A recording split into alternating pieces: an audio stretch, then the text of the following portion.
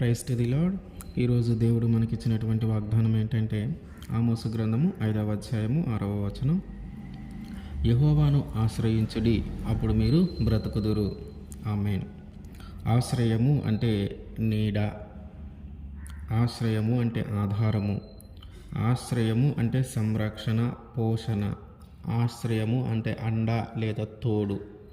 ఎవరి నీడనైతే మనము ఉంటూ ఉన్నామో వారి దగ్గర మనము ఆశ్రయము పొందుతున్నామని, ఎవరి మీదైతే ఆధారపడుతూ ఉన్నామో వారి మనకి సంరక్షణ కల్పిస్తూ ఉన్నారని, వారు మనకి ఆశ్రయాన్ని ఇస్తూ ఉన్నారని, ఎవరైతే మనల్ని సంరక్షిస్తూ పోషణ చూస్తూ ఉంటారో వారి సంరక్షణలో మనము ఉన్నామని అర్థం. ఎవరైతే మనకు అండగాను తోడుగాను ఉంటారో వారి సంరక్షణలో మనము ఉన్నామని అర్థం. అయితే దేవుడు ఏమంటున్నారంటే, నా ఆశ్రయమున మీరు ఎప్పుడైతే ఉంటారో అప్పుడు మీరు బ్రతుకుతారు. అంటే ఆయన నీడన కానీ, ఆయన మీద ఆధారపడటం కానీ, ఆయన మనకి తోడుగా అండగా ఉన్నప్పుడు కానీ మనము బ్రతుకుతామంట.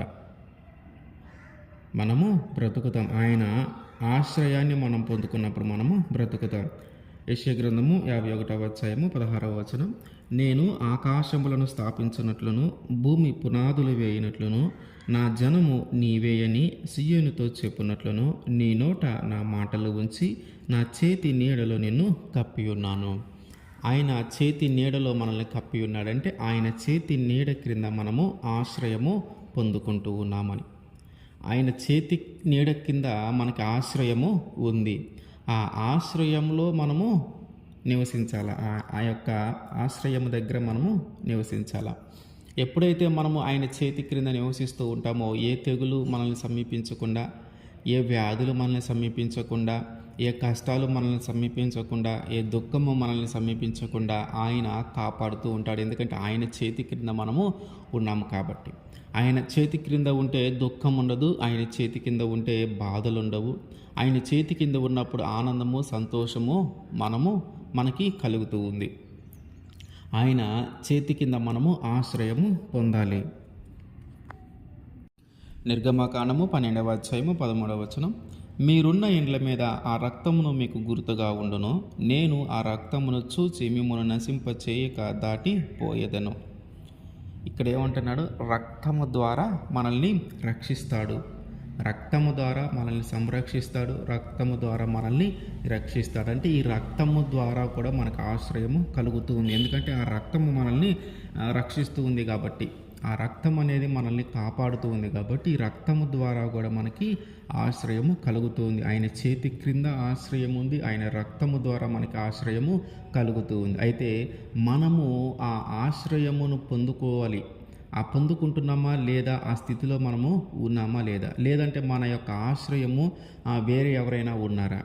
మనం ఆశ్రయించేవారు మనల్ని మనకి తోడుగా ఉండి మనల్ని కాపాడేవారు కానీ, ఎవరి మీదైతే మనం ఆధారపడతా ఉన్నామో వారు అన్ని విషయాలలో మనకి సపోర్ట్గా ఉండేవాళ్ళు కానీ, మన సంరక్షణ, మన పోషణ ఇట్లాంటివి చూసుకోవాలని మనం ఎవరి మీదైనా ఆధారపడతా ఉన్నామేమో, ఎవరి నీడైనా ఉండాలని మనము ఆశపడతా ఉన్నామేమో. కానీ వారందరూ కూడా ఎక్కువ కాలము నీకు ఆశ్రయం ఇచ్చేవారు కాదు.